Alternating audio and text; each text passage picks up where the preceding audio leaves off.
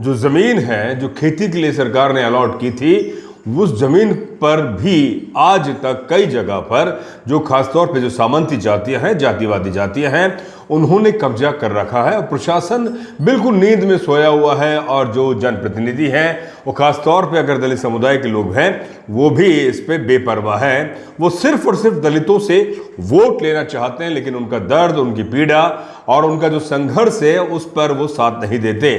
मामला बहरोड कोटपुतली जिले के जो नारायणपुर तहसील है, उसके चैनपुरा गांव की एक घटना अभी सामने आई है, जो तकरीबन 1955 से एक परिवार है, उसको तकरीबन 7.5 बीघा जमीन अलॉट होती है और उसके बाद में वह सन 80 तक उस जमीन को बोता है। और आप ये देखिए कि उसके बाद में वहाँ उस इलाके में एक ठाकुर समुदाय का एक व्यक्ति वहाँ आता है और वह औने पौने दामों में उस इलाके के आसपास की ज़मीन खरीदता है।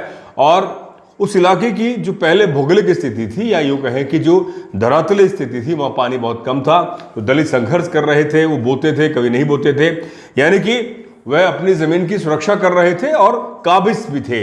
लेकिन जो ठाकुर समुदाय का व्यक्ति एक वहाँ पर आता है और कुछ ज़मीन खरीदता है और उसके बाद में वो जो दलित समुदाय की ज़मीन है उस पर भी वो काबिज हो जाता है, यानी कि कब्जा कर लेता है।